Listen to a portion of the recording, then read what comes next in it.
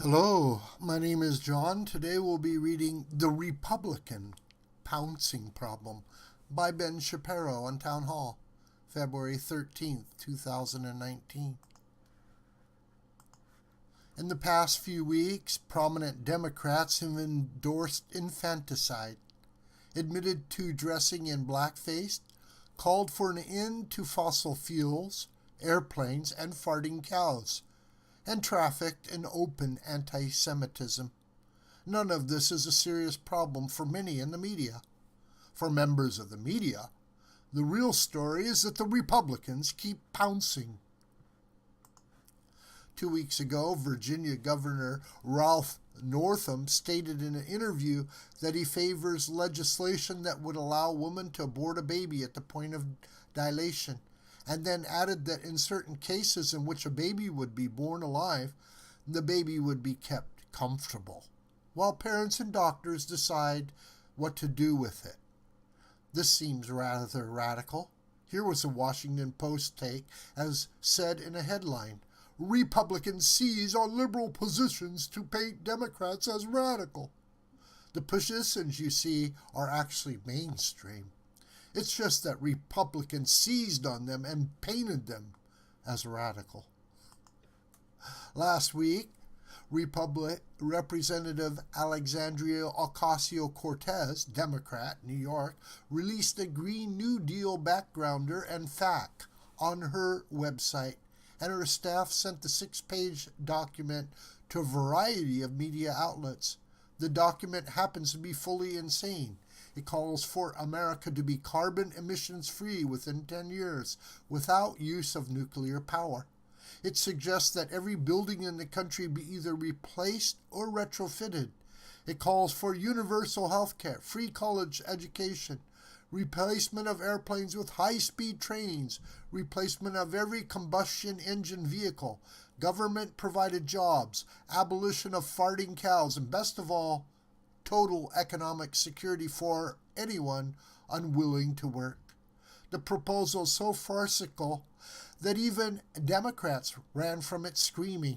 AOC took it down from her website and then deployed campaign aides to state that the document was accidentally released as an early draft.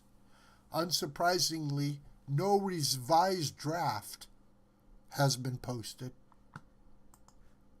Here's a New York Times headline: Ocasio-Cortez team flubs a Green New Deal summary, and Republicans pounce. This week, Representative Ilhan Omar, Democrat, Minnesota, engaged in open anti-Semitism, suggesting that American support for Israel is all about the Benjamins, and then doubling down on that comment by blaming the American Israel Public Affairs Committee for America's pro-Zionist attitude.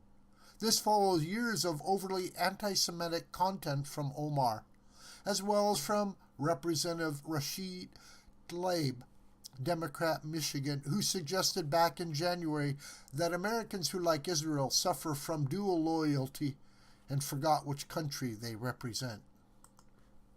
Political tweeted, "The Republican Party has a new trio of Democratic villains: Rashida Tlaib, Ilhan Omar, and Alexandria Ocasio-Cortez." Now, pouncing is never a story, ever. It is a simple fact of politics that when people screw up, their political opponents react with alacrity. Highlighting that response rather than the underlying screw-up is equivalent of a headline that reads, "Sun rises in the morning." Yet that's what the media do. Whenever Democrats screw up, Republican gaffes are a story in and of themselves. Democrat gaffes aren't a story. Republican nastiness is. All of which demonstrates that a huge swath of the media is inseparable from the Democratic Party.